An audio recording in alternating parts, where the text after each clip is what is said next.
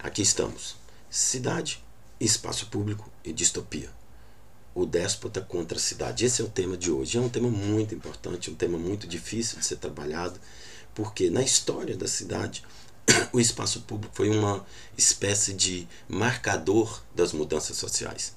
Né? O espaço público, seja em qualquer cidade, na história das grandes cidades, na história de Paris, na história de Nova York, na história de Londres, na história do Rio de Janeiro, né? Na história de São Paulo, o espaço público sempre foi aquele lugar da cidade em que nós reconhecemos as mudanças sociais de uma forma mais fácil, que nós olhamos para o futuro de uma forma mais fácil. Né? O espaço público é um pouco disso.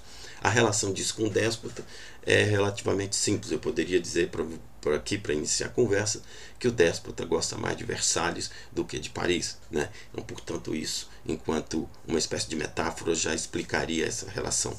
Mas não é por aí que eu vou caminhar, apenas por aí. Então, antes de tudo, a gente tem que pensar o que significa e o que é o espaço público, sem, é claro, tentar dar uma definição formal. O espaço público, como a gente está entendendo aqui, ele é uma virtualidade. O que significa isso? Que ele existe em potência. Né? Ele não é um espaço dado, ele depende de outras ordens, por assim dizer. Ele depende, portanto, de uma ordem geométrica, ou seja, ele existe enquanto forma, ele é uma praça, ele é um largo, ele é uma rua, ele é uma calçada, né? Ele é uma passagem, para assim dizer, né? Referindo a cidades do século XIX. Então, o espaço público responde por uma ordem geométrica. Mas, ao mesmo tempo, a ordem geométrica só não dá conta de explicar o que é o espaço público. Ela não explica o espaço público por ela mesma. Então, o espaço público também depende do que nós poderíamos chamar de uma ordem gramatical. Né? Uma ordem gramatical institucional, o que significa que, para aquele espaço físico ser uma praça, né? Por exemplo, o poder público diz que ele é uma praça, diz que ele é uma APM, uma área pública municipal, então essa gramática institucional, mas ele também depende da gramática do uso, né? Que nós poderíamos chamar, para usar a expressão de um sociólogo e filósofo muito conhecido, chamado Michel de Certeau, de uma ordem ordinária, né? Desculpando a redundância, da ordem simples, da ordem de apropriação. Então, essa virtualidade do espaço público, vejamos, eu tenho uma virtualidade que é formada por uma ordem geométrica. É muito importante pensar a forma, pensar, vamos dizer o seguinte, essa geometria que diz que uma praça é assim e não de outro, que diz que um largo é assim e não de outro, com uma ordem gramatical que representa a dinâmica, né, do poder institucional, mas também do poder ordinário, do uso propriamente dito. Né? A partir dessa chave interpretativa, a gente podia pensar, por exemplo, as mudanças que ocorreram no desenvolvimento urbano das grandes cidades e por que o espaço público, portanto, é muito importante para pensar a cidade. Né? Vamos imaginar essa ordem aplicada, essa virtualidade, a partir da cidade moderna, a partir da grande cidade, da cidade que se insinua, por exemplo, na Revolução Industrial. Vamos imaginar o espaço público, o espaço da grande cidade, então, ele aparece dotado de três, por assim dizer, características, entre outras. Ele é o espaço que permite o anonimato. Né? O espaço da grande cidade permite o anonimato, porque ele discute, aqui nós estamos discutindo o tema da multidão. A multidão permite o anonimato. Essa é uma característica muito interessante das cidades que começa, inclusive, a ser debatida no século XIX, no século XX, um pouco antes do século XVIII. O tema da multidão. Né? Vamos lembrar, por exemplo, que o Jean Valjean foge para Paris e diz claramente que ele tem que ir para Paris porque Paris é uma floresta e lá o inspetor não o encontrará. Né? Então, essa primeira característica, o anonimato, é muito importante. Né? Do centro da cidade, portanto, do espaço público. A segunda, tão importante quanto essa, é a ideia de civilidade, que é uma ideia urbana, por assim dizer. E o que é a civilidade? A gente podia traduzir, para utilizar aqui uma expressão do Richard Sennett, que é um autor incrível, vou colocar as referências no vídeo, é que a ideia de você olhar o outro, reconhecer o outro sem precisar de reconhecê-lo, sem ter um impulso de conhecê-lo. Ou seja, quando você vai no espaço público de uma grande cidade, você já espera encontrar aqueles códigos de civilidade que são próprios da própria cidade. Então isso é uma característica básica da cidade moderna. Então nós temos o anonimato, temos a civilidade e temos a última, que é a visibilidade. E o que é a visibilidade? A visibilidade das agendas de mudança coletiva, né? Então, por isso que o centro da cidade, o centro urbano, é o lugar mais ocupado, é o lugar que tem mais visibilidade, é o lugar em que as agendas, né, de transformação urbana são mais visíveis, por assim dizer, né? Isso fica muito claro no texto sobre a Comuna de Paris, por exemplo, do Marx, de como a comuna ganha visibilidade na Europa e no mundo todo a partir da ocupação, né? A comuna, essa experiência que ocorre em Paris. Isso também está bastante descrito de uma forma que eu não conseguiria reproduzir num livro do David Harvey chamado Paris, Capital da Modernidade, que é um dos melhores livros do David Harvey. Bom, portanto, se a gente pegar essas três características da cidade moderna para cá, do espaço público, o anonimato, a civilidade e a visibilidade, a gente tem mais ou menos que uma chave interpretativa, por exemplo, para entender vários eventos, né? O Maio de 68, por exemplo. O Maio de 68, o que ocorre no Maio de 68? O Maio de 68 é, primeiro, um evento global que se expressa no espaço público urbano. Por que ele é global? Porque ele ocorre em várias cidades. O Maio de 68 não é um evento de Paris. Ele é um evento de Praga, ele é um evento da cidade do México, ele é um evento do Rio de Janeiro, ele é um evento, enfim, e por que ele é um evento de todas essas cidades? Não é por acaso. Porque existe uma lógica maior, poderia usar uma expressão do Lefebvre, uma ordem vertical, que responde globalmente a mudanças em todas essas cidades, né? A mudança no capitalismo de modo geral, né?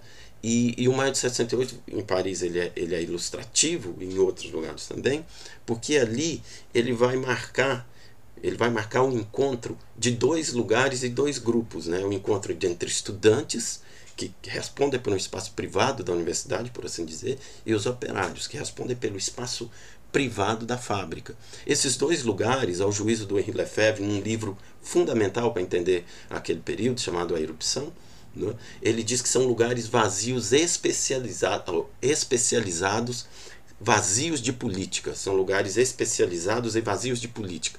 Então, portanto, esses dois grupos ascendem para a rua, e na rua, encontrando na rua, tomando consciência do seu próprio espaço, com agendas diferentes, é importante dizer isso, eles mudam, ou pelo menos pensam em mudar o mundo ao ponto de deixar tudo grafado na própria gramática da cidade.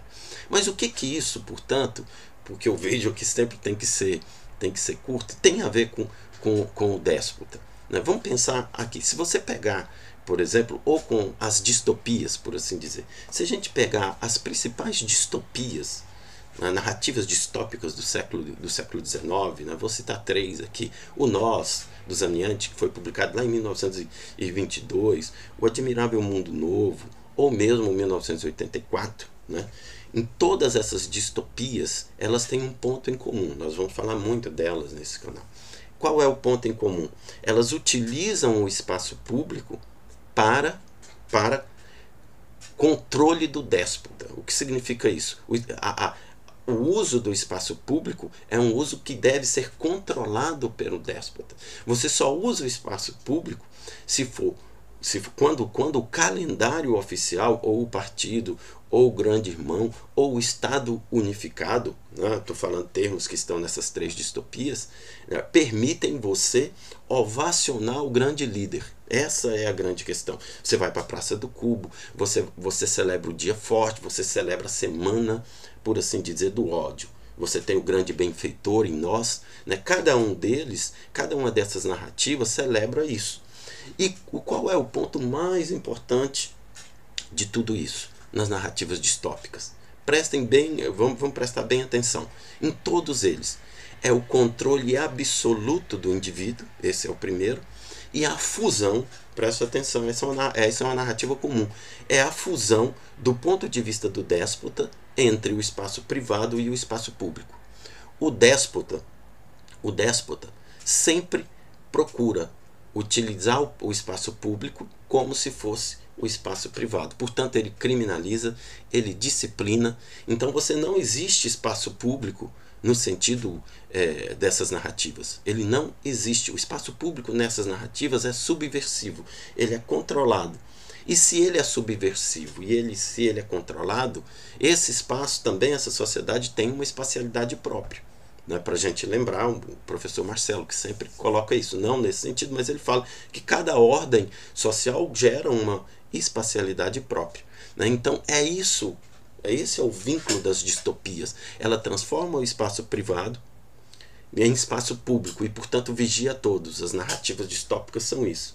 E aí o que ocorre? Então, por que o déspota tem medo da polis? Por que o déspota tem medo do espaço público? Então a primeira questão é essa. Porque o espaço público funciona de modo diferente do espaço privado. O déspota teme, o déspota treme diante das relações de cumplicidade e de reconhecimento que o próprio espaço público pode promover. Então o objetivo do déspota é transformar as coisas do domínio público, que seriam as coisas da polis, por assim dizer, para usar uma expressão romantizada, transformar as coisas do domínio público para o domínio privado. Né? Ao fazer isso, o déspota quer simplesmente acabar com a política. Por isso que as distopias detestam a política. Não há política nas distopias. Não há política em 84, não há política em Admirável Novo, não há política em Nós, não há política em Fahrenheit, não há política em nada. E se ela acaba com a política tem uma espacialidade própria de ocorrer. Por isso que a nossa referência à polis aqui é muito, muito constante. Então o que ocorre? Se a política para a gente usar um conceito que particularmente eu gosto muito da Hannah Arendt, se a política está no entre os homens, está no contato entre os homens e não no homem de forma isolada, que significa que o homem sozinho não faz política, a política está no entre, ou seja, e a política não aceita a violência, a gramática da violência não é a gramática da política, a gramática da política é a gramática da pluralidade entre os homens, então, portanto, o déspota, o tirano, para usar uma expressão do Aristóteles, tem muito a temer do espaço público. Por isso ele teme o espaço público e, portanto, ele teme a política. E aí ele trata tudo como se fosse do domínio privado. Qualquer semelhança com o momento atual não é coincidência. Vamos voltar a essa discussão mais tarde. Até mais.